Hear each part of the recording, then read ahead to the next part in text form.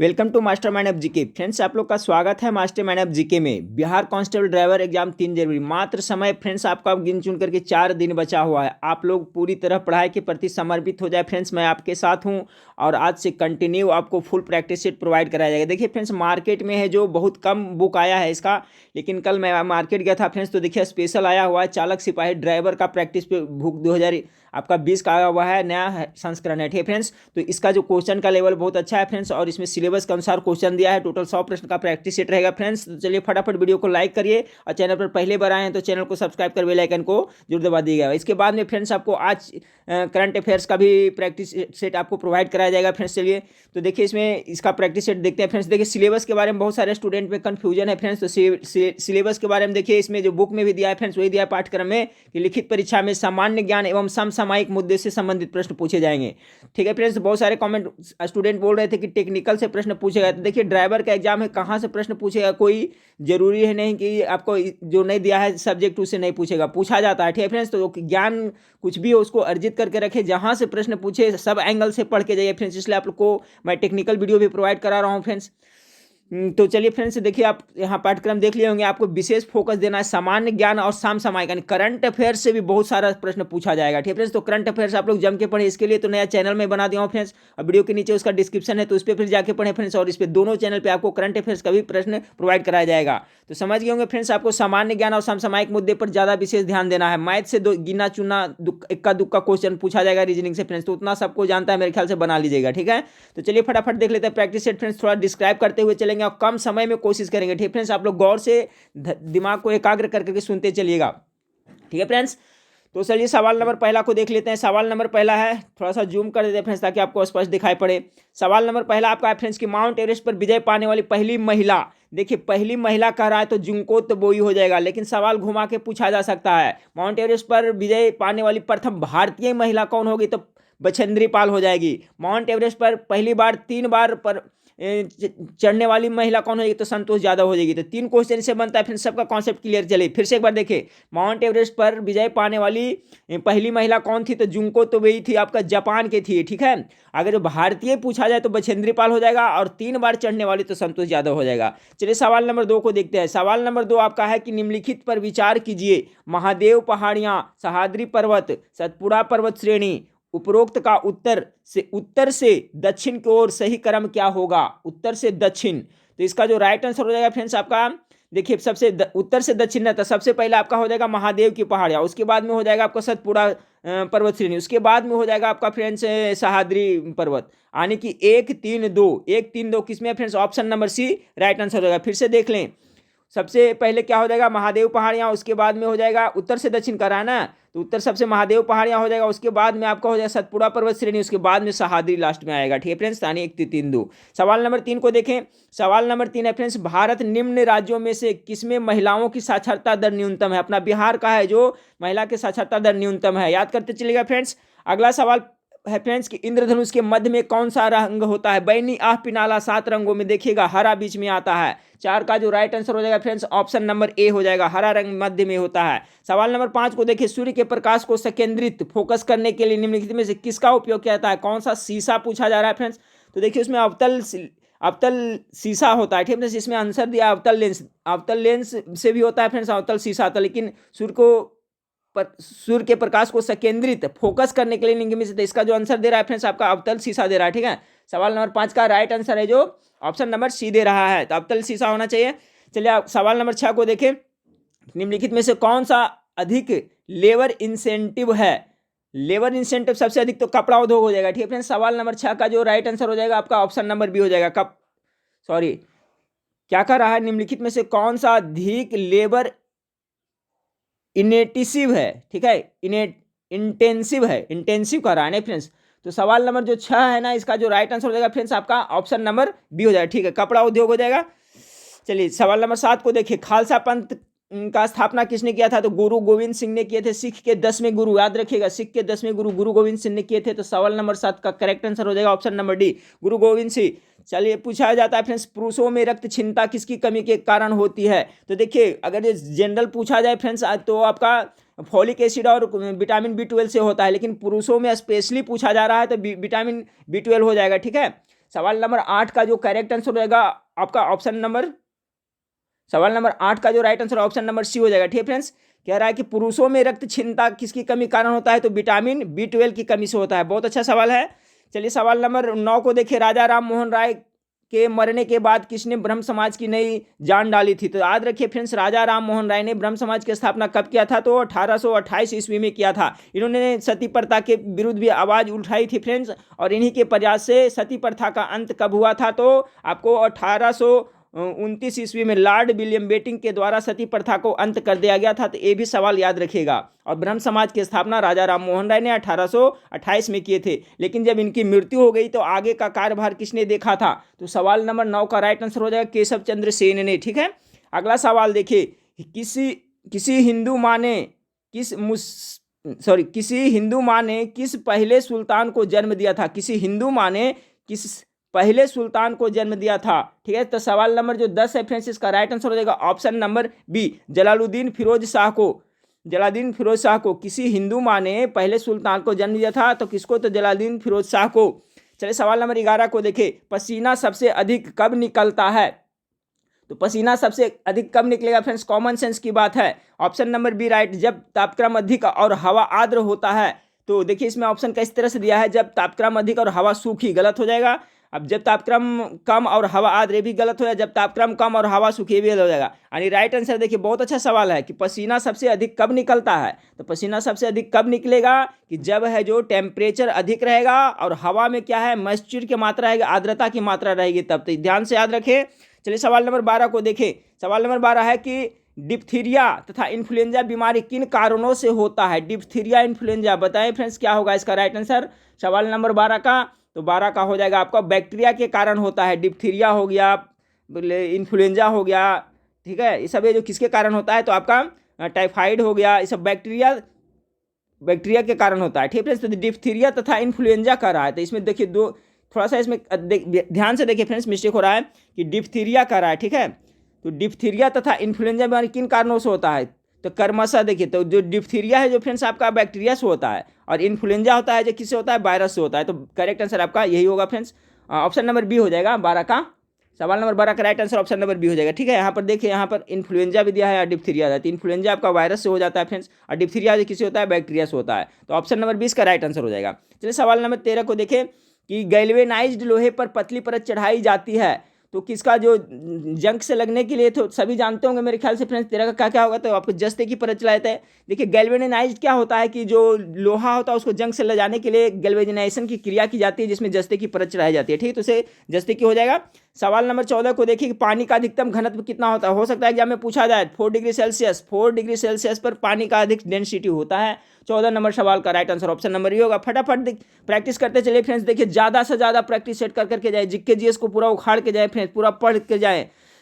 15 number सवाल को जाए, रडार का आविष्कार किसने किया था, चलिए फटाफट इसका आंसर भी गेस करते चलिएगा। तो वाटसन एंड वाट ने किया था फ्रेंड्स। सवाल नंबर 15 का जो आपका राइट आंसर हो जाएगा ऑप्शन नंबर बी हो जाएगा, रॉबर्ट वाटसन वाट ने रडार का आविष्कार किया था। अगला सवाल है फ्रेंड्स कि मधुमेह रोग को किस इंजेक्शन से कम किया जा सकता है, तो सभी जानते हैं इंसुलिन के इंजेक्शन दिया जाता है। ठीक है, इंसुलिन का स्राव कहाँ से होता है ये भी याद रखिएगा, आपका पैनक्रियाज ग्रंथि यानी अग्नाशय ग्रंथि कैसी ग्रंथि है, तो अंतःस्रावी और बाह्यस्रावी दोनों ग्रंथि है, इसे भी याद रखें।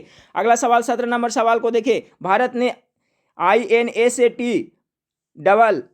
INSAT सेकेंड डी कब छोड़ा था। ठीक है फ्रेंड्स, भारत ने INSAT सेकेंड यानी द्वितीय डी कब छोड़ा था, तो 17 का जो राइट आंसर हो जाएगा फ्रेंड्स ऑप्शन नंबर आपका सी हो जाएगा। कब छोड़ा था, तो आपका 1997 में छोड़ा था, 17 का सी। चलिए सवाल नंबर 18, मनुष्य पहली बार चांद पर किस वर्ष उतरा था। चलिए आप लोग सब देखिए, बीपीएससी आपका कल का एग्जाम में प्रश्न पूछा हुआ है फ्रेंड्स, पहली बार चांद पर किसने गया था ये पूछा था। 18 का राइट आंसर क्या होगा, तो आपका नील आर्मस्ट्रांग कब गया था, 1969 ईस्वी में गया था। याद रखिए, डेट याद रखिएगा, 1969 ईस्वी में अमेरिका का था ये नील आर्मस्ट्रांग, इसमें प्रथम बार चांद पर गया था। सवाल 19 में देखिए, कावेरी जल विवाद मुख्यतः किन राज्यों के बीच है, तमिलनाडु और कहाँ, गेस करें फटाफट। 19 का तमिलनाडु और कर्नाटक के बीच में है, option number is correct answer होगा, कावेरी जल विवाद तमिलनाडु और कर्नाटक के बीच। चलिए सवाल नंबर 20 को देखते हैं, प्रति किलोग्राम उत्पन्न ऊष्मा की मात्रा कहलाती है, क्या कहलाती है, तो कैलोरी मान कहलाती है। सवाल नंबर 20 का राइट आंसर हो जाएगा ऑप्शन नंबर बी। फिर से सुने, प्रति किलो ग्राम उत्मा उष्मा की मात्रा कहलाती है? तो कैलोरी मान। देखिए फ्रेंड्स, थोड़ा फास्ट रिवीजन कर रहे हैं, इसमें बहुत सारे प्रश्न का जवाब आप लोग को पता है फ्रेंड्स, लेकिन मुझे ज़्यादा से ज़्यादा प्रैक्टिस सेट आप लोग को करवाना है। तो जो प्रश्न में कन्फ्यूजन होता है फ्रेंड्स, उसको ध्यान से देखिए, वीडियो पॉज करके उसको हो सके तो नोटबुक पर नोट कर ले। चलिए, सवाल नंबर 21 है कि निम्नलिखित में से कौन टेनिस से संबंधित है? टेनिस से संबंधित कौन सा है? सवाल नंबर 21 का जो करेक्ट आंसर हो जाएगा option number C, Monte Carlo Open जो प्रतियोगिता है फ्रेंड्स से आपका जो आपका टेनिस से संबंधित है। ठीक है, मोंटे कार्लो ओपन जो होता है प्रतियोगिता है वो टेनिस से संबंधित प्रतियोगिता है, मोंटे कार्लो ओपन। अगला सवाल है फ्रेंड्स, बताया हुआ सवाल है, अर्जुन पुरस्कार कब आरंभ किया गया था? अर्जुन 1961। ठीक है फ्रेंड्स, ऑप्शन नंबर 20 का करेक्ट हो जाए। राजीव गांधी खेल रत्न पुरस्कार फ्रेंड्स तो 1991 और 92 सेशन में देता है। ठीक है, तो याद रखिएगा, तो दोनों को याद रखिए, हो सकता है इससे प्रश्न पूछा जाए। अगर जो अर्जुन पुरस्कार पूछे तो 1961 हो जाएगा, और राजीव गांधी तो 91-92 में शुरू किया गया था। ठीक है, अभी देखिए पहले फ्रेंड्स क्या उसमें राशि कम दी जाती थी, अभी इसमें कितना है जो 25 लाख राशि दी जाती है, तो ये भी याद रखिएगा, बढ़ा कर करके बढ़ गया है इसका राशि।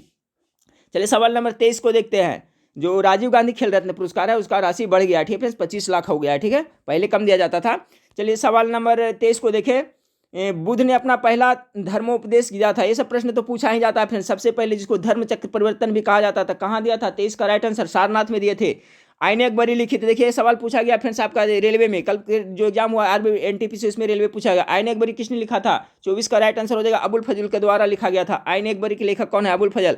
चलिए सवाल नंबर 25 को देखिए, 1857 के विद्रोह छोड़ने की अवधि में गवर्नर जनरल कौन था? जब 1857 में सिपाही विद्रोह हुआ था तो उस समय गवर्नर जनरल कौन था? फ्रेंड्स गेस करिए, Lord Canning, Lord Dalhousie, Lord Curzon, Lord Lawrence. फटाफट गेस कर लिए होंगे आप लोग, क्या हो जाएगा इसमें? 25 का राइट आंसर हो जाएगा आपका लॉर्ड कैनिंग के समय में 1857 सिपाही विद्रोह हुआ था। चलिए अगला सवाल को देखते हैं, भारत में अंग्रेजी शिक्षा का प्रवर्तन किसने किया था? बहुत ही टॉप मोस्ट वीवीआई सवाल है फ्रेंड्स, 50 बार मैं बता चुका हूं कि सबसे पहले पहल लॉर्ड मैकाले के द्वारा किया गया था। ठीक है, भारत में अंग्रेजी शिक्षा का प्रवर्तन किसने किया था? तो लॉर्ड मैकाले ने किया था फ्रेंड्स, जिसे बाद में लॉर्ड विलियम बेंटिंक ने भारत में अंग्रेजी शिक्षा को अनिवार्य शिक्षा कर दिया था। लॉर्ड मैकाले याद रखिएगा, अंग्रेजी शिक्षा लॉर्ड मैकाले। अगला सवाल है फ्रेंड्स आपका, भारतीय संविधान की प्रारूप समिति के अध्यक्ष कौन थे? तो प्रारूप समिति के अध्यक्ष आपका डॉक्टर भीमराव अंबेडकर थे फ्रेंड्स, ऑप्शन नंबर डी बिल्कुल राइट आंसर हो जाएगा प्रारूप समिति का। अगला सवाल है फ्रेंड्स, बहुत अच्छा सवाल है, भारतीय संविधान गृहीत हुआ था न कि लागू हुआ था? इसमें कंफ्यूज होता है फ्रेंड्स, तो ध्यान से सुने, भारतीय संविधान गृहीत हुआ था। कब गृहीत हुआ था?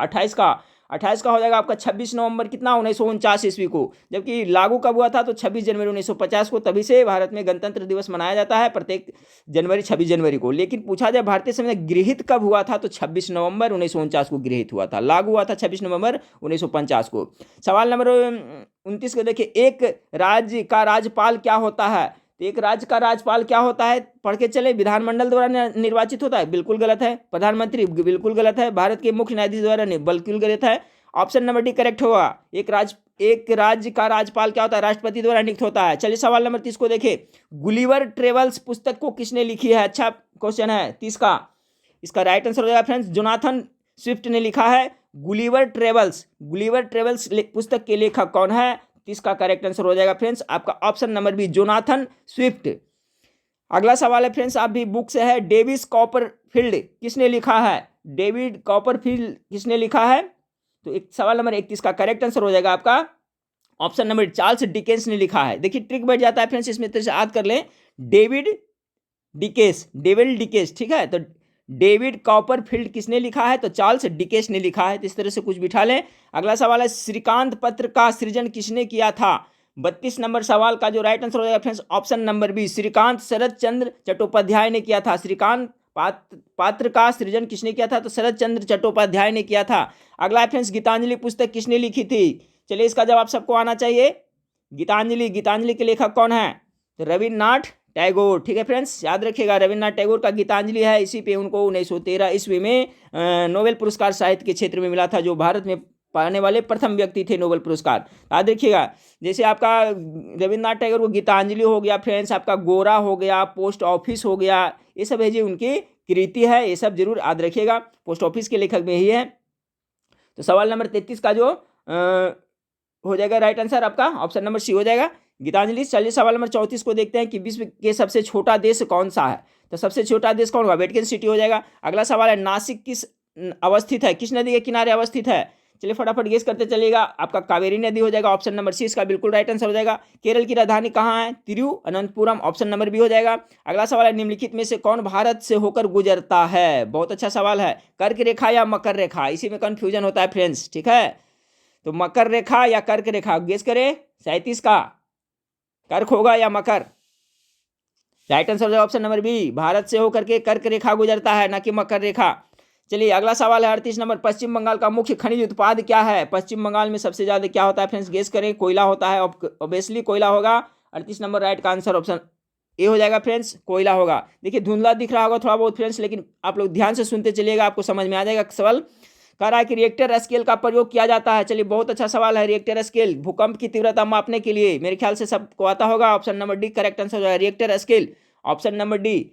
39 का डी करेक्ट हो जाएगा। चलिए 40 नंबर सवाल, दादा साहेब फाल्के पुरस्कार दिया जाता है किसके लिए दिया जाता है? 40 का, तो ये आपका किसके लिए दिया जाता है? भारतीय संगीत के विशिष्ट सेवाओं हेतु, भारतीय खेल के लिए, जी हाँ, आपको फिल्मी क्षेत्र में दिया जाता है। तो इसका जो राइट आंसर हो जाएगा ऑप्शन नंबर बी हो जाएगा, भारतीय चलचित्र में विशिष्ट सेवार्थ हेतु, ठीक है, यानी सिनेमा उद्योग में अच्छा प्रदर्शन करने के उपलक्ष्य में दादा साहेब फाल्के पुरस्कार दिया जाता है। चलिए सवाल नंबर 41, कुचिपुड़ी, कच्चा पूड़ी कौन खाएगा? जो अंधा लोग रहेगा, इस तरह से ट्रिक से है। कुचिपुड़ी कौन खाएगा? तो आंध्र प्रदेश का लोक नृत्य है, ठीक है फ्रेंड्स, इस तरह से याद रखें। कुचिपुड़ी यानी कच्चा पूड़ी कौन खाएगा? अंधा लोग खाएगा, आंध्र प्रदेश। भारतनाट्यम कहाँ का है जो है? गेस करिएगा।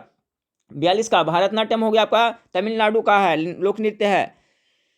भारतनाट्यम हो गया तमिलनाडु का नृत्य है फ्रेंड्स। चलिए लोक नृत्य नहीं, शास्त्रीय नृत्य है। भारतनाट्यम तमिलनाडु का नृत्य है। अगला है फ्रेंड्स आपका कि सही जोड़ा को इंगित करिए। बहुत अच्छा सवाल है फ्रेंड्स, इसका देखिए थोड़ा डिटेल में कर देता हूँ, सबका याद रखिएगा। हरि सुमेलित करने का रहा है ना सही जोड़ा, तो हरिप्रसाद चौरसिया बिल्कुल गलत है, ये तो बांसुरी बजाते थे।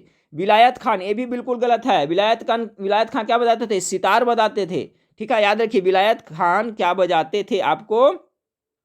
तो ये सितार बजाते थे, सितार वादक थे। याद करते चलिए। आपका हरिप्रसाद चौरसिया बांसुरी, विलायत खान सितार वादक, शरण रानी देखिए क्या बजाते थे फ्रेंड? तो ये सरोद बजाती थी, ठीक है, ये बांसुरी नहीं बजाती थी। ये क्या बजाती थी? सरोद वादक थी, सरोद वादक थी। और ये क्या थी कि शास्त्रीय संगीत की बहुत बड़ी विद्वान थी शरण रानी, ये सरोद बजाती थी, सरोद वादक थी। अब बच गया पंडित रविशंकर, आपका यही राइट आंसर होगा फ्रेंड्स। देखिए इस तरह से ऑप्शन से भी छाटा जा सकता है। अगर ज़्यादा जो पढ़ करके जाते हैं तो क्या ऑप्शन से भी वो स्टूडेंट एग्जाम में सही आंसर ढूंढ लेते हैं, क्योंकि 2 ऑप्शन हमको पता है कन्फर्म फ्रेंड्स, एक बचा तो एक तो उसको मार ही देंगे। तो इस तरह से इसलिए मैं बोलता हूँ कि ज़्यादा से ज़्यादा सिलेबस पढ़ करके जाइए। ज़्यादा पढ़ के जाइएगा ऑटोमेटिकली आप वहाँ पर सही करिएगा, कम पढ़िएगा फ्रेंड्स कन्फ्यूजन होगा। सही जोड़ों को इंगित करिए। तो आपका पंडित रविशंकर है जो सितार वादक से हैं, ये बिल्कुल सही है।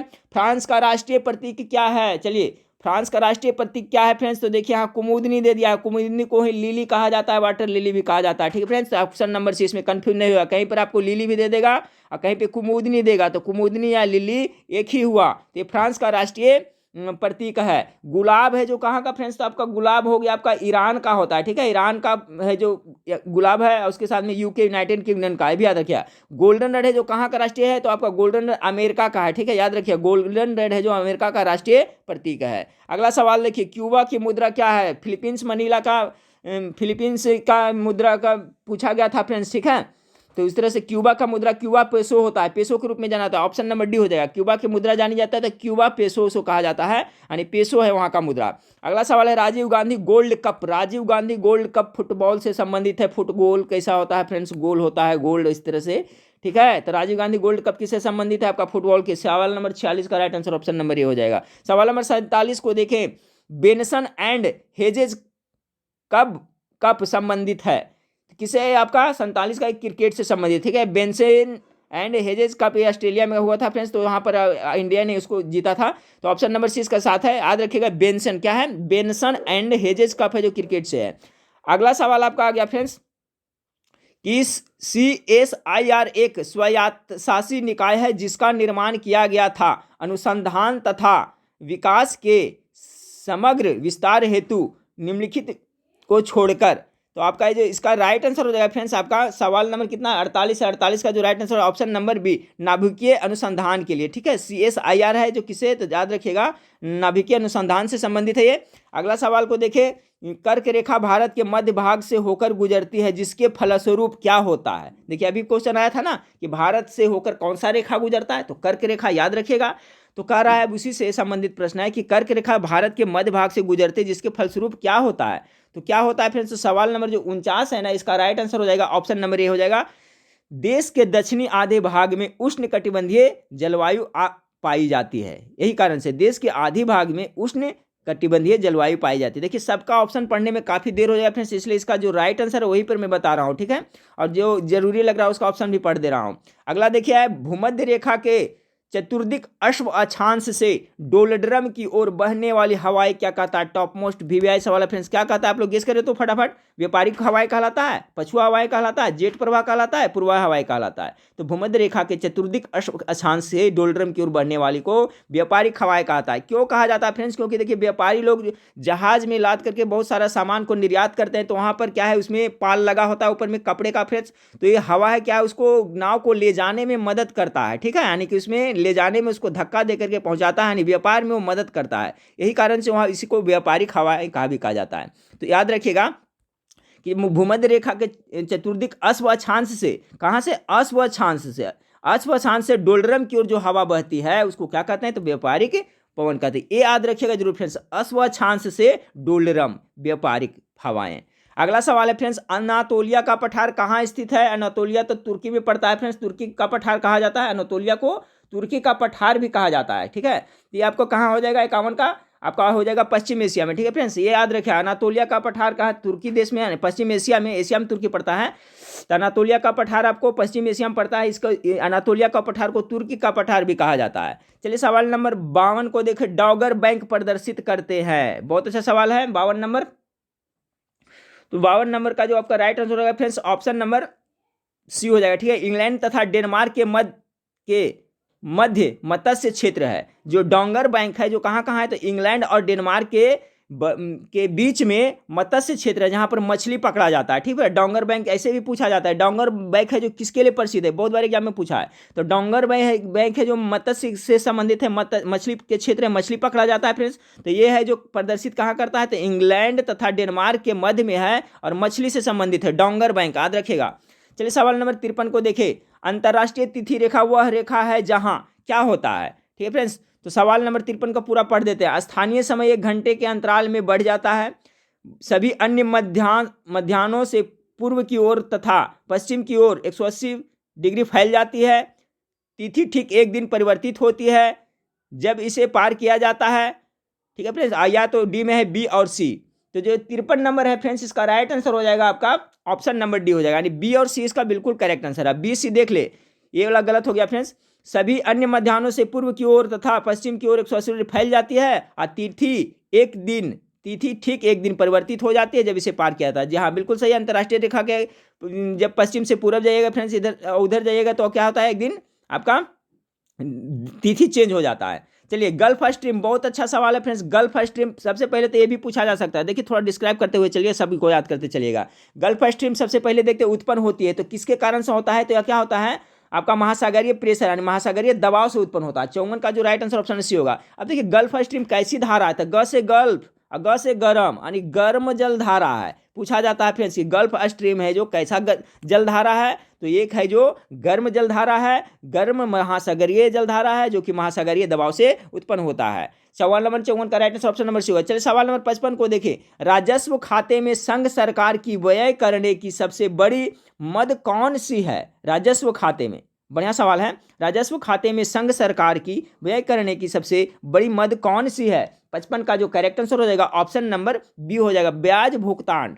नेक्स्ट क्वेश्चन को देखते हैं, मिश्रित अर्थव्यवस्था का अर्थ क्या होता है। तो देखिए मिश्रित अर्थव्यवस्था में क्या होता है, सार्वजनिक और निजी क्षेत्र दोनों का सहभागिता होता है, ठीक है। तो ऑप्शन नंबर कौन इसका राइट आंसर होगा फ्रेंड्स, 56 का ऑप्शन नंबर सी हो जाएगा। जो मिश्रित अर्थव्यवस्था है उसमें सार्वजनिक तथा निजी क्षेत्रों का अस्तित्व होता है। तो याद रखिए, अच्छा सवाल है, मिश्रित अर्थव्यवस्था सार्वजनिक तथा निजी क्षेत्रों का क्वेश्चन का लेवल, ठीक है फ्रेंड्स, इसी टाइप का क्वेश्चन पूछा जाएगा, इससे ज्यादा हार्ड नहीं पूछा जाएगा फ्रेंड्स। बस आपको खाली ज़्यादा से ज़्यादा प्रैक्टिस सेट करके जाना है, सभी क्षेत्र के जीएस को देख करके जाना है फ्रेंड्स। करंट अफेयर्स के लिहाज से तो आपको कंटिन्यू चलेगा फ्रेंड्स। इतनी मेहनत करते हैं लेकिन फिर भी इतना व्यूज़ नहीं आते हैं फ्रेंड्स, आप लोग लाइक नहीं करते हैं, कमेंट नहीं करते हैं, दोस्तों में शेयर नहीं करते हैं, तो कृपया आप लोग भी थोड़ा इस बात पर ध्यान दें फ्रेंड्स।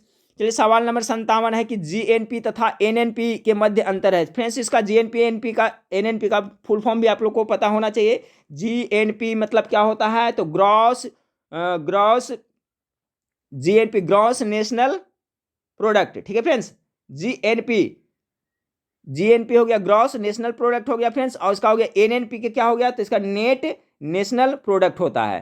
तो क्या हो गया यहाँ पे, कह रहा है कि जीएनपी तथा नेशनल एनएनपी के मध्य अंतर है, तो क्या अंतर होता है, 57 का जो राइट आंसर होगा फ्रेंड्स ऑप्शन नंबर बी हो जाएगा। देखिए एनएनपी यानी इसका हो गया आपका शुद्ध राष्ट्रीय उत्पाद हो गया, ठीक है फ्रेंड्स, और ये हो गया आपका ग्रॉस राष्ट्रीय उत्पाद हो गया, यानी ग्रॉस सकल घरेलू उत्पाद, ठीक है फ्रेंड्स, जिसे आपको जीएनपी कहा जाता है। तो इसका कॉन्सेप्ट भी याद रखिएगा। कह रहा है कि जीएनपी तथा एनएनपी के मध्य अंतर क्या है, तो पूंजी अवमूल्यन के समान, ठीक है, ऑप्शन नंबर 20 का करेक्ट आंसर हो जाएगा। चलिए सवाल नंबर आगे देखते हैं।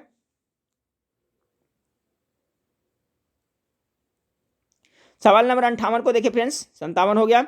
सवाल नंबर 58 को देखिए कि खाद्य संसाधन तथा संचय द्वारा कौन सा पोषक तत्व अधिकांश रूप से प्रवाहित होता है। तो देखिए खाद्य संसाधन और संचय के द्वारा होता है, सबसे ज्यादा जो विटामिन होता है जो प्रभावित होता है, ठीक है। 58 का correct answer option number C हो जाएगा। विटामिन है जो बहुत ज्यादा उससे संचय और संसाधन से क्या होता है, प्रभावित होता है फ्रेंड्स। अगला सवाल देखिए, अंतर्राष्ट्रीय मुद्रा कोष IMF का प्रमुख कार्य क्या है। तो अंतर्राष्ट्रीय मुद्रा कोष का प्रमुख कार्य क्या है फ्रेंड्स, तो अब सवाल नंबर 59 बहुत अच्छा सवाल है, इसका राइट आंसर हो जाएगा ऑप्शन नंबर बी, सदस्य देशों की भुगतान संतुलन समस्याओं में सहायता करना। सदस्य देशों की भुगतान संतुलन समस्याओं में सहायता करना। IMF का मुख्यालय कहाँ फ्रेंड्स, तो आपका वाशिंगटन DC में, जहां विश्व बैंक का मुख्यालय है। ये भी याद रखिएगा, प्रश्न आपको आएगा ये, अंतर्राष्ट्रीय मुद्रा कोष का प्रमुख मुख्यालय कहाँ है, तो आपका वाशिंगटन DC अमेरिका में पड़ता है। इसका कार्य क्या है, तो आपका है सदस्य देशों के भुगतान संतुलन समस्याओं में सहायता करना। 59 का जो right answer option number B हो जाएगा। अगला सवाल को देखें, ग्रह अपनी विभिन्न धुरियों पर गतिशील रहते हैं किसके कारण फ्रेंड्स, तो सभी को पता है ग्रेविटेशन फोर्स, गुरुत्वाकर्षण बल के कारण और केंद्रीय बल के द्वारा। ऑप्शन नंबर बी इसका करेक्ट आंसर हो जाएगा। ग्रह अपनी धुरियों पर गतिशील रहते हैं तो क्या ग्रेविटेशन फोर्स के कारण और अपकेंद्रीय बल के कारण। 60 का ऑप्शन नंबर बी बिल्कुल राइट आंसर होगा। चलिए सवाल नंबर 61 को देखें। सवाल नंबर 61 क्या है फ्रेंड, ISO 9000 क्या है, ISO 9000 क्या है। तो ये देखिए क्या है फ्रेंड्स, आपका इंडियन क्वालिटी मैनेजमेंट सिस्टम है ये, ठीक है। ISO 9000 है जो आपका क्या है ये, तो आपका इंडियन क्वालिटी मैनेजमेंट सिस्टम है, यानी कि इसका जो राइट आंसर हो जाएगा फ्रेंड्स आपका अच्छे प्रबंध का मानक है। याद रखिएगा, अच्छा सवाल है। सवाल नंबर आपका 61 है, 61 का जो राइट आंसर हो जाएगा फ्रेंड्स आपका ऑप्शन नंबर सी हो जाएगा, ठीक है। 61 का सी हो जाएगा, अच्छे प्रबंधक मानक है। तो ISO जो है क्या फ्रेंड्स, तो इसको अंग्रेजी में क्या कह सकते हैं हम लोग, इंडिया के जो क्वालिटी मैनेजमेंट सिस्टम है यानी अच्छे प्रबंधक का मानक है ISO 9000। चलिए सवाल नंबर 62 को देखते हैं। जल सतह की अधिकतम गहराई मरियाना ट्रेंच में लगभग 11,000 मीटर है। मरियाना ट्रेंच कहाँ है, प्रशांत महासागर में फ्रेंड्स, बिल्कुल सही आंसर हो जाएगा प्रशांत महासागर 62 का। चलिए सवाल नंबर 63 को देखें। सवाल नंबर 63 है बहुत ज़्यादा इंपॉर्टेंट, इसको थोड़ा डिस्क्राइब करके मैं बता देता हूँ फ्रेंड्स, इसका कॉन्सेप्ट क्लियर रखिए, ये प्रश्न तो आपको पक्का आने वाला है, ठीक है। कि वह बिंदु जिस पर एक वस्तु सूर्य के चारों ओर दीर्घवृत्ताकार रूप में यात्रा करती है, सूर्य के समीप आ जाती है, क्या कहलाता है। जब है जो ग्रह है पृथ्वी है जो सूर्य के समीप आ जाता है फ्रेंड्स, तो उसे क्या कहते हैं, तो हिंदी में उसे कहते हैं उपसौर कहते हैं। हिंदी में क्या कहते हैं, उपसौर कहते हैं। जब नजदीक आ जाता है सूर्य के तब। उपसौर को अंग्रेजी में क्या कहते हैं, तो पेरीहिलियन कहते हैं, यानी ऑप्शन नंबर सी इसका राइट आंसर हो जाएगा। इससे 4 प्रश्न बन रहा है, चारों को सुने। तो फ्रेंड्स जब है जो सूर्य के चारों ओर दीर्घवृत्ताकार वृत्त पर यात्रा करते हुए सूर्य के समीप आ जाता है ग्रह पृथ्वी, तो उसको क्या कहते हैं, उपसौर कहते हैं, अंग्रेजी में पेरीहिलियन कहते हैं, इसलिए right answer option number C हो जाएगा। और ये स्थिति कब आती है, तो 3 जनवरी को है जो पृथ्वी सूर्य के सबसे नजदीक आ जाती है, उसी तिथि को उपसौर यानी पेरीहिलियन कहते हैं। लेकिन फ्रेंड्स इसी का अपोजिट जस्ट है कि जब है जो पृथ्वी सूर्य से अधिकतम दूरी पर चल जाती है तो उसे हम लोग अपसौर कहते हैं।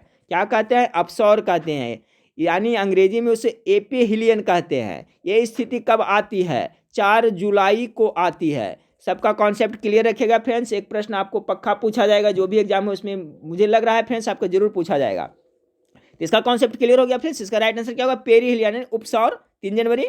चलिए सवाल नंबर 64, फोर्ट स्टेट पद किससे संदर्भित है, तो इसका राइट आंसर क्या होगा, प्रेस से हो जाएगा फ्रेंड्स। 64 का आपका करेक्ट आंसर हो जाएगा option number D, fourth state press. अगला सवाल है फ्रेंड्स, ओजोन क्या करता है। ये तो प्रश्न करीब करीब हर एग्जाम में ठोक ही दिया जा रहा है फ्रेंड्स। ओजोन क्या है, ओजोन का सूत्र क्या है, तो O3 है। ओजोन क्या करता है, 65 का राइट आंसर हो जाएगा क्या, पराबैंगनी सूर्य किरणें से पृथ्वी का रक्षा करता है। ठीक है, ऑप्शन नंबर ए हो जाएगा। अब देखिए कितना हम 65 देख लें फ्रेंड्स, सवाल नंबर 66 से देखते हैं। ठीक है, सवाल नंबर 66 यहां से देखें। सवाल नंबर 66 है, क्राई एक संगठन है जो संबंधित है। क्राई का फुल फॉर्म जान ले फ्रेंड्स, ये पूछा जा सकता है। C for child, C for child. ठीक है, R फॉर क्या होता है, R फॉर राइट, RIGHT, और एंड यू यानी कि क्राई का फुल फॉर्म क्या हुआ फ्रेंड्स, तो C for child, R for right and you, यही है इसका फुल फॉर्म है। तो संबंधित है जो यह जो संगठन है किससे संबंधित है, क्राई। ट्रिक से याद रखते हैं फ्रेंड्स, बच्चा लोग बहुत चिल्लाते हैं, क्राई मतलब हल्ला करना भी होता है। तो क्या हो जाएगा, बच्चे लोग, जिस बच्चे को बहिष्कृत कर दिया जाएगा वो क्या करेगा, हल्ला करेगा, क्राई करेगा। अब जिंदगी में ये कभी नहीं भूलिएगा फ्रेंड्स। ठीक है, ये इसी तरह से कुछ कुछ जिक्के जीएस को ट्रिक याद करें। क्राई कर रहा है, अब देखिए कभी भूलिएगा, क्राई मतलब क्या होता है, चिल्लाना होता है। इसका फुल फॉर्म बता दिए थे, अभी बता दिए फ्रेंड्स आपको, चाइल्ड राइट एंड यू। ठीक है, चाइल्ड राइट एंड यू। तो क्राई का किससे हो जाएगा, बहिष्कृत बच्चे से। जब बच्चे को बहिष्कृत करिएगा तो बच्चा चिल्लाएगा है ना, क्राई करेगा ना, नॉइज करेगा ना। तो ऑप्शन नंबर सी इसका बिल्कुल राइट आंसर हो जाएगा। तो याद रहेगा फ्रेंड्स, मेरे ख्याल से इसका जिंदगी भर अभी नहीं भूलना है इसको। ये जिक कभी भी कोई भी एग्जाम में पूछे इसको बिल्कुल सही करके आना है, क्राई बहिष्कृत बच्चे। चलिए सवाल नंबर 67 को देखें।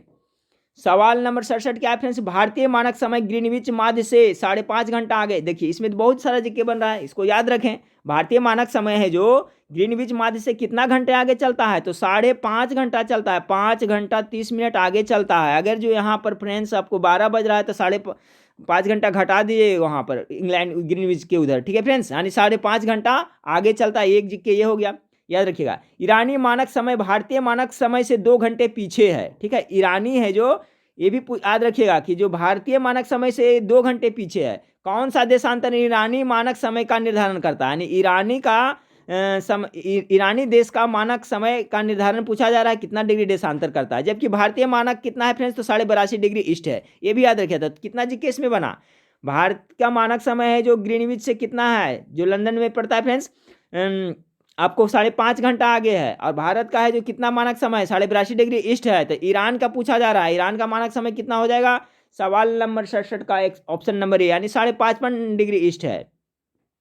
सॉरी 52 डिग्री ईस्ट है फ्रेंड्स।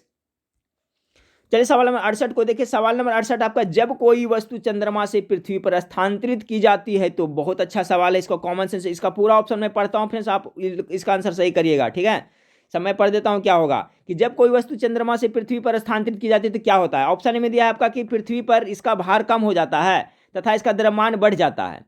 बी में दिया है पृथ्वी पर इसका भार बढ़ जाता है तथा इसका द्रव्यमान कम हो जाता है। सी में दिया है पृथ्वी पर इसका भार तथा द्रव्यमान स्थिर रहता है।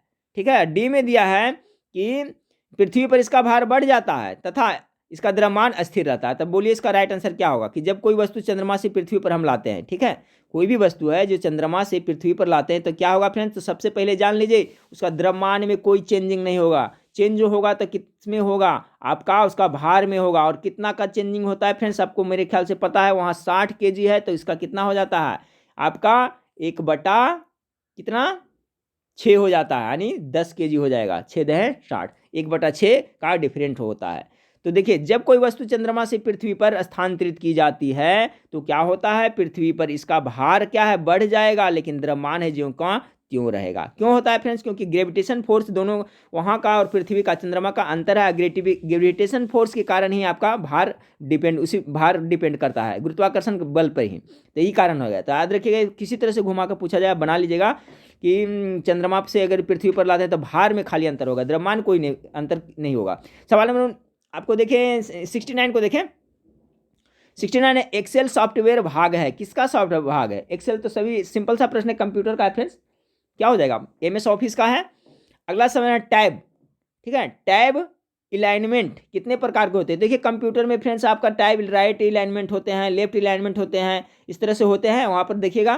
तो ये टोटल होता है आपको टैब अलाइनमेंट होता है 5 प्रकार का होता है। याद रखिएगा टैब अगर जो पूछेगा टैब अलाइनमेंट तो कितने प्रकार का होता है? 5 प्रकार का होता है। जैसे कि लेफ्ट हो गया, राइट हो गया, सेंटर हो गया, ये सभी जो अलाइनमेंट का नाम है, ठीक है। तो ये हो गया जो 5 प्रकार का होता है टैब अलाइनमेंट। देखिए अगला सवाल उसी संबंधित आपको समझ में आ जाएगा। टैब टैब का प्रकार है, इनमें से कौन कौन है? तो देखिए राइट भी है, लेफ्ट भी है, सेंटर भी है, सभी है, यानी ऑप्शन नंबर डी इसका बिल्कुल राइट आंसर हो जाएगा। तो टैब अलाइनमेंट होता है जो 5 प्रकार का होता है, जैसे कि 3 तो इसमें देखिए क्लिपर हो गया फ्रेंड्स, लेफ्ट होता है, सेंटर होता है, राइट होता है, इस तरह से होता है। 71 का right answer option number D हो जाएगा। सवाल नंबर 72 को देखिए, अच्छा सवाल है। जैतून की शाखा किसका प्रतीक है? देखिए पश्चिम देश लोग जैतून की शाखा को शांति का प्रतीक मानता है फ्रेंड्स, इसलिए ऑप्शन नंबर ए इसका बिल्कुल राइट आंसर हो जाएगा। पश्चिमी देश लोग, इस तरह से भी पूछा जा सकता है, मतलब किस कौन से देश, किधर का देश है जो जैतून की शाखा को आपको शांति का प्रतीक मानता है? तो पश्चिमी देश लोग है जो शांति का प्रतीक मानता है।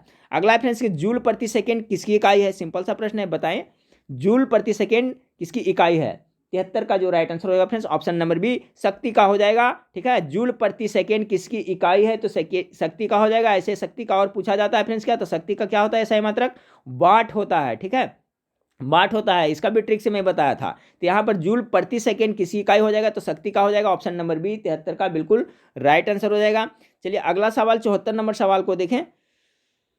सवाल नंबर 74, प्राकृतिक वर्ण का सिद्धांत किसने से संबंधित है? 50 बार दे चुका हूँ फ्रेंड्स, अब पता नहीं जितना एग्जाम होता है करीब करीब सब में प्रश्न ही जाता है, तो आप लोग को तो एकदम याद होगा कंफर्म। किसने दिया था? प्राकृतिक वर्ण का सिद्धांत किसने से संबंधित है? तो चार्ल्स डार्विन। ठीक है, डार्विन दिया है, इसमें पूरा नाम होगा जो चार्ल्स डार्विन हो जाएगा। चार्ल्स डार्विन इसका करेक्ट आंसर हो जाएगा, ऑप्शन नंबर सी। चलिए सवाल नंबर 75 को देखें।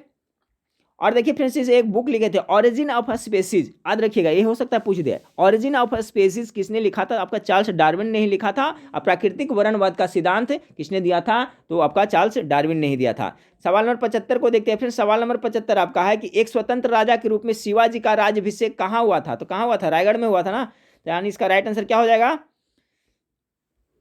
ऑप्शन नंबर, शिवाजी का राज्याभिषेक कहाँ हुआ था? तो रायगढ़ हुआ हो जाएगा फ्रेंड्स।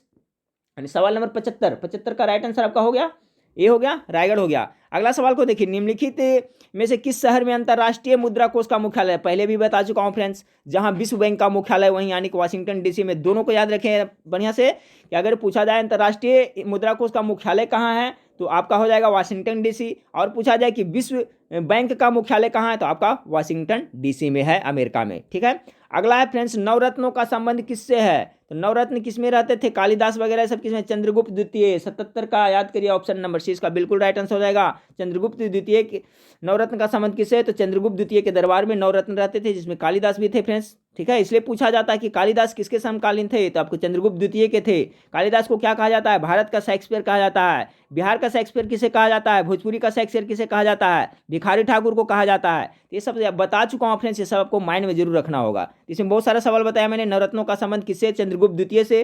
कालिदास किसके नवरत्न में शामिल थे? चंद्रगुप्त द्वितीय में, इसलिए कालिदास किसके समकालीन है? चंद्रगुप्त द्वितीय के समकालीन है। चलिए अगला सवाल को, टुंड्रा प्रदेश के निवासियों का मुख्य धंधा क्या है? टुंड्रा प्रदेश जहां पर बर्फ पड़ता है फ्रेंड्स, वहां लोग क्या करता है? शिकार करते रहते हैं दिन भर। ऑप्शन नंबर सी हो जाएगा आपका ही।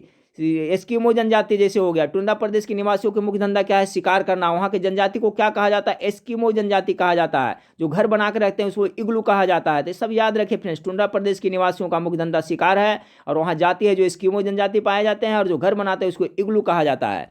चलिए सवाल नंबर 79 को देखिए, राष्ट्रीय धातु कर्म प्रयोगशाला कहाँ है? तो धातु आपका जमशेदपुर हो जाएगा फ्रेंड्स। ठीक है, ऑप्शन नंबर डी जमशेदपुर में है। अगला 80 नंबर सवाल को देखिए, वह कौन आक्रमणकारी था जिसने उत्तर पश्चिम से 800 से 12 ईस्वी के दौरान भारत पर आक्रमण किया था? तो देखिए फ्रेंड्स कौन था वो?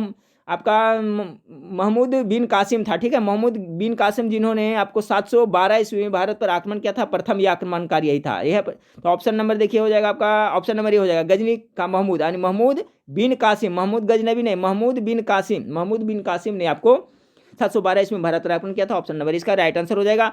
सवाल नंबर 81, मराठों का कार्यकाल में चौथ क्या था? चौथ एक कर का नाम था। फ्रेंड्स आपको प्रैक्टिस सेट कैसा लग रहा है हमें कमेंट करके बताइएगा, ताकि मैं ये प्रैक्टिस सेट आपको कंटिन्यू कराता रहूं फ्रेंड्स डिस्क्राइब के साथ। ठीक है, तो जरूर कमेंट करिएगा। मराठों के कार्यकाल में चौथ क्या था? तो एक क्या था? कर था।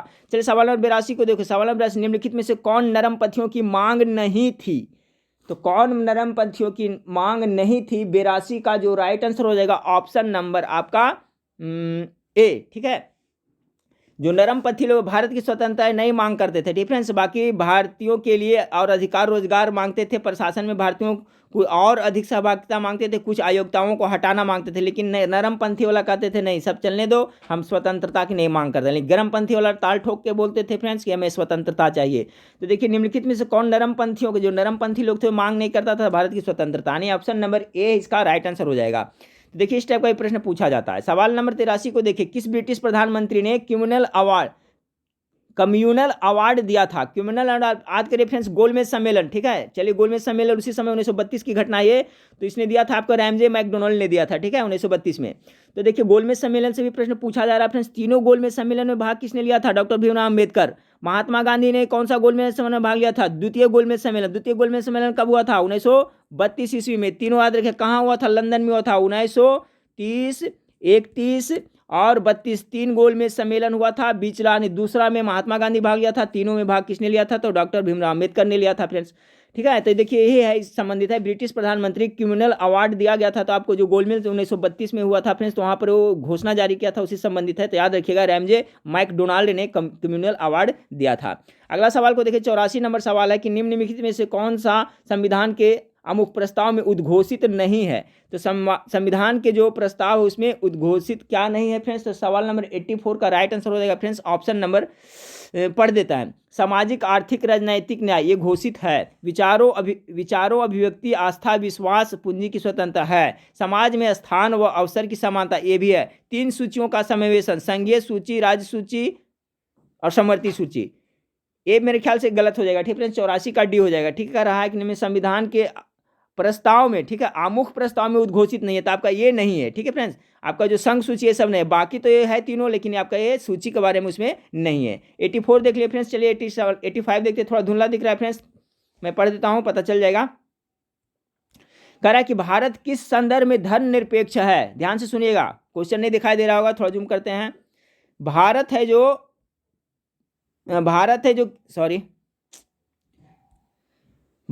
जो किस संदर्भ में धर्मनिरपेक्ष है? कब कहेंगे कि भारत धर्मनिरपेक्ष है? तो कोई भी धर्म देश धर्म नहीं है, बिल्कुल सही। धर्म निजी मामला समझा जाता है, ये भी हो जाएगा। देश धर्म या जाति के आधार पर भेदभाव नहीं करता, यानी उपयुक्त सभी हो जाएगा। 85 का जो आपका राइट आंसर हो जाएगा फ्रेंड्स ऑप्शन नंबर डी हो जाएगा, ठीक है। यहाँ कोई भेदभाव नहीं है, जिसको जो मन है अपना धर्म मान सकता है, कोई प्रतिबंध नहीं है। 86 को देखें, 86 का है, देखिए फ्रेंड्स थोड़ा धुंधला हो गया है स्कैन करने में। निम्नलिखित में से किस परिस्थिति के अंतर्गत उपराष्ट्रपति राष्ट्रपति के रूप में कार्य कर सकता है?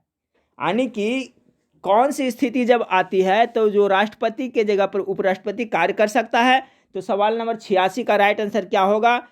कहता है जब राष्ट्रपति बीमार या किसी अन्य कारण से अपनी जिम्मेदारी पूरी करने में असमर्थ हो। बी में जब राष्ट्रपति का पद खाली हो जाए। सी में दोनों, जब बीमारी या किसी अन्य कारण से राष्ट्रपति अपनी जिम्मेदारी ना संभाल सके, जब राष्ट्रीय पद रिक्त हो, यानी ऑप्शन नंबर सी हो जाएगा, ठीक है फ्रेंड्स। यानी कोई बीमारी से जब खाली होता है तो भी वो संभालते हैं, और या तो खाली रहता है पद तो संभालते हैं, तो ऑप्शन नंबर सी इसका राइट आंसर रहेगा। सवाल नंबर 87 को देखिए, भारत की जनसंख्या वृद्धि में योगदान देने वाला मुख्य कारक क्या है? देखिए सबसे ज्यादा क्या हो जाएगा? उच्च जन्म दर तो ये नहीं होगा फ्रेंड्स, निम्न मृत्यु दर, प्रवास, शहरी जनसंख्या विस्फोट। तो 87 का इसका जो राइट आंसर दे रहा है फ्रेंड्स, क्योंकि यहाँ पर जो निम्न मृत्यु दर है, ठीक है, यानी कि जन्म की अपेक्षा मृत्यु दर बहुत ही कम है। ये भी बहुत बड़ा एक फैक्टर है, जनसंख्या वृद्धि का मुख्य कारक है। तो इसका आंसर देखिए फ्रेंड्स, सेट में आपका ऑप्शन दे रहा है, ऑप्शन नंबर बी निम्न मृत्यु दर। चलिए सवाल नंबर 88 को देखते हैं कि इनमें से कौन प्रत्यक्ष कर है? बहुत इंपॉर्टेंट सवाल है फ्रेंड्स, तो गेस करें प्रत्यक्ष कर कौन इसमें है?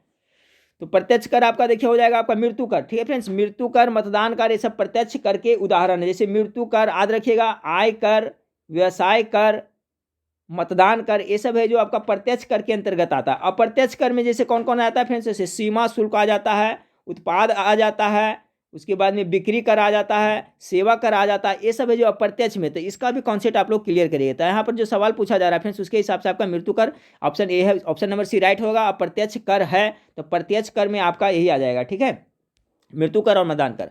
सवाल नंबर 89 को देखें। सवाल नंबर 89 आपका है कि अपतटीय ड्रिलिंग से क्या तात्पर्य है? तो 89 का जो आपका राइट आंसर हो जाएगा फ्रेंड्स ऑप्शन नंबर ए हो जाएगा। खनिज निकालने के लिए उथले समुद्र के तल में गहरा गड्ढा खोदना, ड्रिलिंग करना वही होता है ना, तो वही यहाँ पर उसी को कहते हैं। खनिज निकालने के लिए उथले समुद्र के तल में गहरा गड्ढा खोदना, अपतटीय ड्रिलिंग्स का यही तात्पर्य है। सवाल नंबर 90 को देखें, भूमि का वह जलमग्न हिस्सा जो महाद्वीप के समीपस्थ हो और 600 फीट से ज्यादा गहरा नहीं हो क्या कहलाता है। देखिए परिभाषा दिया हुआ है, 90 का क्या कहलाएगा फ्रेंड्स, वो महाद्वीपीय शेल्फ कहलाता है। एक बार फिर से सुने कि भूमि का जलमग्न हिस्सा, यानी भूमि का वह हिस्सा जो जलमग्न है, हिस्सा जो महाद्वीप के समीप स्थित हो, यानी कोई महाद्वीप के नजदीक में हो और 600 फीट से ज्यादा गहरा नहीं हो तो क्या कहलाएगा, वो महाद्वीपीय शेल्फ कहलाएगा। चलिए 90 का हो गया ये फ्रेंड्स। 91 नंबर देखें, देखिए बीपीएस आपका बीपीएस कल रेलवे में पूछा गया था फ्रेंड्स, ठीक है। ये मगध की राजधानी कौन सी थी, मगध की राजधानी अब बीपीएससी में ही पूछा गया था, सॉरी बीपीएससी में प्रश्न पूछा गया था। तो मगध की जो प्रथम राजधानी कहाँ थी, राजगृह थी, ठीक है। ऑप्शन नंबर इसका सी बिल्कुल राइट आंसर, गिरवी यानी राजगृह। मगध की प्रथम राजधानी कहाँ थी, तो आपका राजगृह थी। याद रखिएगा फ्रेंड्स, हो सकता है आपका एग्जाम में ये सवाल आ जाए। सभी सवाल इंपॉर्टेंट है फ्रेंड्स, सब ज़्यादा से ज़्यादा पढ़ करके जाए। मैं बार बार कर रहा हूँ फ्रेंड्स, सफलता के एक मंत्र है, जितना ज़्यादा पढ़ाई करें, ज़्यादा से ज़्यादा पढ़ करके जाए, आराम से ज़्यादा हल करके आइएगा। सवाल नंबर 92 को देखिए, प्राचीन भारत के 16 महाजनपदों में एक है, तो इस चंपा नालंदा अंग है, ठीक है फ्रेंड्स। ऑप्शन नंबर डी इसका बिल्कुल राइट आंसर हो जाएगा। 92 का डी हो जाएगा। प्राचीन भारत के 16 जो महाजनपद है उनमें से एक अंग है, जो उसका एक है। 93 में कह रहा है कि मैं नगर को ध्वस्त कर रहा हूं एवं महल तथा मुख्य भवनों को उड़ा देने की तैयारी कर रहा हूं। आज मैंने कुंवर सिंह द्वारा हाल ही में बड़ी धनराशि खर्च करके बनवाए गए मंदिरों को अंततः तोड़वा दिया। यह कथन किसका है, बहुत लंबा कथन है फ्रेंड्स, कुंवर सिंह के बारे में कह रहा है। तो 93 का जो राइट आंसर होगा ऑप्शन नंबर ए, यह है जो विसेंट आयर का कथन है, ठीक है। विसेंट आयर का कथन है कि मैं नगर को ध्वस्त कर रहा हूं। चलिए इतना भी याद रखिएगा तो हो जाएगा, मैं नगर का ध्वस्त कर रहा हूं, ठीक है फ्रेंड्स, विंसेंट आयर। चलिए सवाल नंबर 94 को देखिए। सवाल नंबर 94, बिहार में 1857 के विद्रोह के दौरान कुछ जिलों के सैनिकों को हटा दिया गया, उन जिलों का सही क्रम क्या है। इसका जो सही क्रम क्या है फ्रेंड्स, तो 94 का जो राइट आंसर हो जाएगा option number B, Shahabad Patna Bihar. देखिए पहले भी मैं क्वेश्चन शायद मैं करवाया हूं कि 1857 के विद्रोह के दौरान कुछ जिलों के सैनिकों को हटा दिया था, तो कहाँ था, शाहाबाद पटना बिहार में, ठीक है। 94 का right answer option number B होगा। 95 नंबर सवाल देखें। सवाल नंबर 95 आपका है फ्रेंड्स कि बिहार राज्य की सीमा किस देश को स्पर्श करती है, ठीक है फ्रेंड्स। तो बिहार का चौहद्दी जरूर याद रखिएगा, हो सकता है इसे प्रश्न पूछ दिया जाए।